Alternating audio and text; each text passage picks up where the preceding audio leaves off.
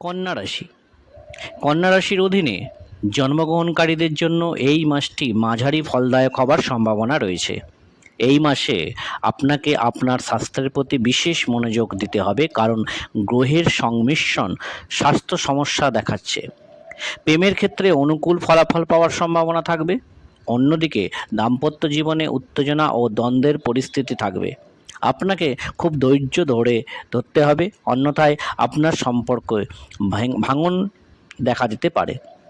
এছাড়াও আপনাকে আপনার জীবনসঙ্গীর স্বাস্থ্যের যত্ন নিতে হবে, কারণ তাদের অসুস্থ হওয়ার সম্ভাবনা রয়েছে।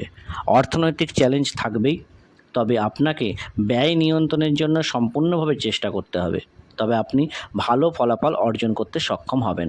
কর্মজীবনে অনেকাংশে অনুকূল পরিস্থিতি থাকবে। কর্মরত ব্যক্তিদের কঠোর পরিশ্রম করতে হবে।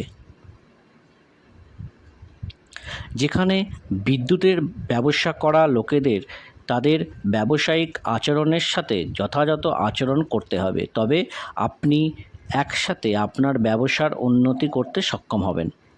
ছাত্ররা তাদের একাগ্রতার ফল পাবেন এবং আপনার বিদেশ যাওয়ার সম্ভাবনা রয়েছে। কর্মজীবনের দিক থেকে এই মাসটি ভালো যাওয়ার জোরালো সম্ভাবনা রয়েছে। ব্যবসায়িক ব্যক্তিদের সমাধানে কাজ করতে হবে। শিক্ষার্থীদের কথা বললে মাসের শুরুটা অনুকূল হবে। আপনি বিষয়গুলি বোঝার ক্ষমতা বিকাশ করবেন এবং আপনি আপনার চ্যালেঞ্জগুলি উপেক্ষা করে আপনার শিক্ষার মনোনিবেশ করতে সক্ষম হবেন। উচ্চশিক্ষায় ভালো ফল করতে সফল হবেন। এই মাসটি পারিবারিক জন্য ভালো হওয়ার সম্ভাবনা রয়েছে, যদিও আপনাকে আপনার আচরণ নিয়ন্ত্রণ করতে হবে। ভাই বোনেদের আচরণ কিছু ঝামেলার কারণ হবে। তাদের কিছু স্বাস্থ্য সমস্যাও হতে পারে, তাই তাদের যত্ন নেওয়া আপনার কর্তব্য বলে মনে হয়। আপনি যদি প্রেমের সম্পর্ক থাকেন, তবে এই মাসটি মধ্যম হবার সম্ভাবনা রয়েছে। বিবাহিতদের জন্য এই মাস দুর্বল হওয়ার সম্ভাবনা রয়েছে।